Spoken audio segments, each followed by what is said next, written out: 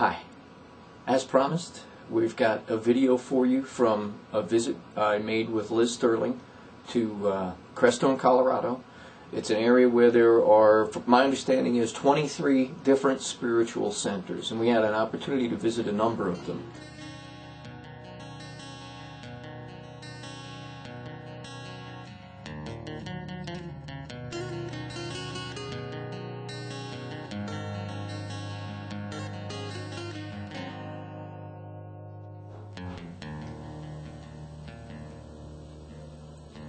Joining me today is Lorraine Fox Davis. She's a Blackfeet and a Cree Métis, which translates to mixed blood.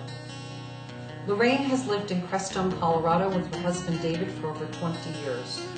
She's the founder and the director of Rediscovery Four Corners, a nonprofit organization which serves Native American youth and elders. For 9 years, Lorraine directed the Rediscovery Wilderness Leadership Program for Native and non-Native adolescents. Each summer solstice for the past decade, Lorraine has traveled the world as a cultural ambassador for World Peace and Prayer Day with Chief Arbol Looking Horse, a 19th generation keeper of the White Buffalo Pipe. Joining me today on our program are Connie Balecki and Susan Ryan from the Spiritual Life Institute, which is founded in the Catholic Carmelite tradition and provides retreat facilities for those who recognize the need for silence, solitude, meditation, prayer, and an experience of the wilderness. They also publish a quarterly spiritual magazine, Desert Call, and various spiritual and music CDs. More information is on the web at spirituallifeinstitute.org. Our next stop was the Haida Gandhi Ashram, where we would spend the night. It's run by a wonderful woman named Ramloti in the tradition of Sri Babaji from India, with whom Ramloti had studied. We were there in time for the evening Aarti ceremony.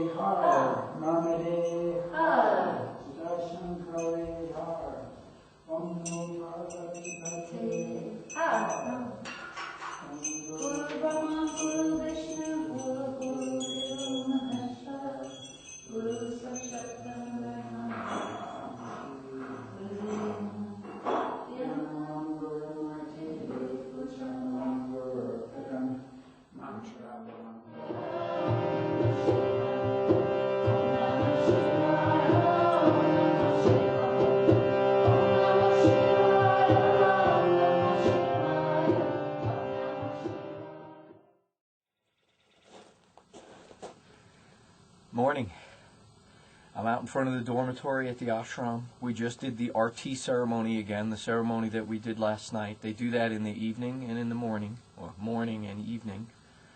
We're going to get ready for, they're cooking for 50 people for the fire ceremony that starts at 10:08. And I'm going to go down and help in the kitchen. I'm not much in the kitchen, but you try and do whatever you can. This place is completely off the grid. They make their own power with photovoltaics. They don't use refrigeration. You don't need it many months of the year. It is a cold spring morning and you can see snow all around. But they manage the place completely from within. They grow their own food. They are just off the grid. And I think that that's just awesome. And their whole deal is service and honoring the Divine Mother. So this is going to be quite an experience, this fire ceremony, and then we've got more.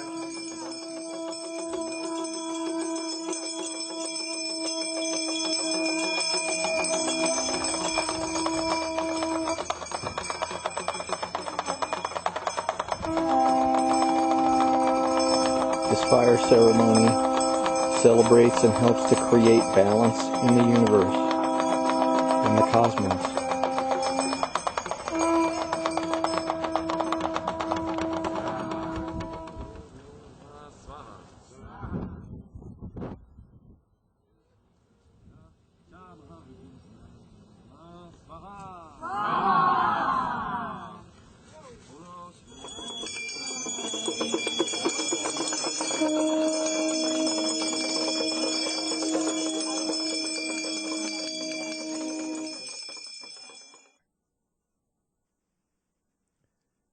Next, we visited the Shomu Institute.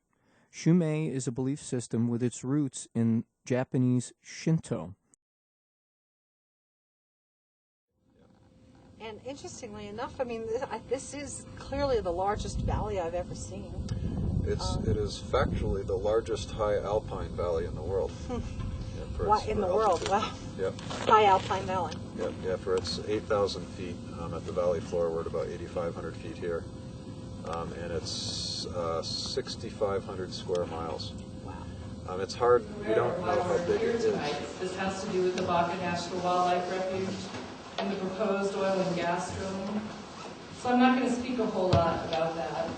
There's not a lot of new information. We're just going through the NEPA process.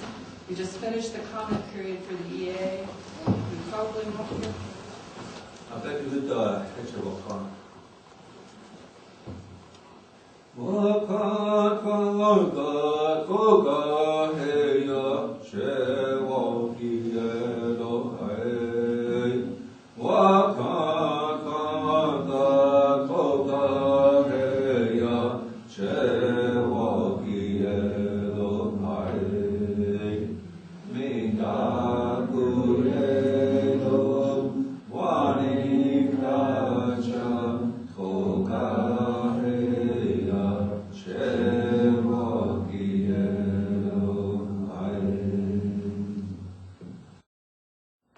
He's the 19th generation keeper of the White Buffalo Calf Pipe, founder and director of World Peace and Prayer Day, and he travels extensively speaking for the protection of sacred sites and our Mother Earth.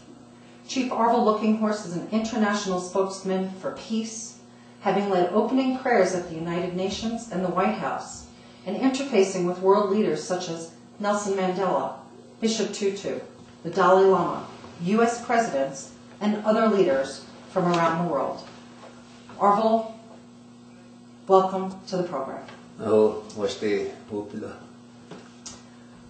You speak about how important it is for us to take care of our land. We're at a point of crisis. We must become aware and we must educate ourselves and our children. What do you want us to know are the most important things that I as an individual can do and the people listening to this program right now? I would say that, first of all, that we're faced with global warming.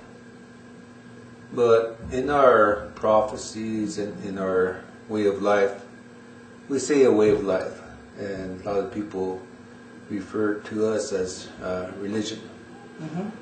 But I'd like to make that statement first, and then... Our last stop was the Temple of Consciousness, where we met with resident spiritual master, Swamiji. Now this is sacred geometry. I'm not sure if you know the flower of life, which is the basic structure of all creation and the cells. And then there's dolphins in the middle, gold and silver, and Saima is dolphin consciousness. And we do a lot of work with sacred geometry and physical form and subtle forms and energy. So this is energy and vibration that I'm giving to you. Thank you. And what you can also do, you can place it on your altar, under your pillow, wherever you wish.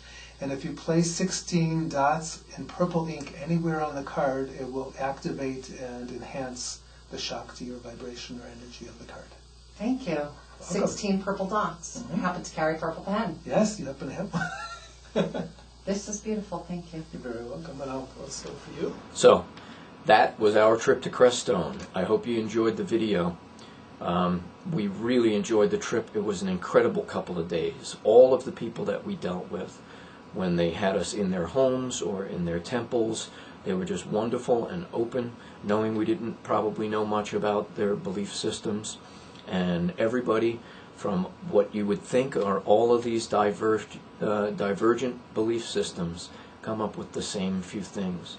We're all moving in the same direction. And it's just beautiful to see.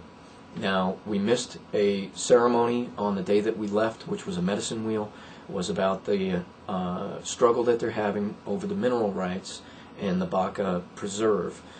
You can look on higherground.com. It's higher-ground.com, or askliz.com. Liz is going to put together a pieces of all of the interviews to try and tell the story. So I will be bringing you more down the road. We're going to be doing more trips to Crestone and other places, and I'll try and bring the camera.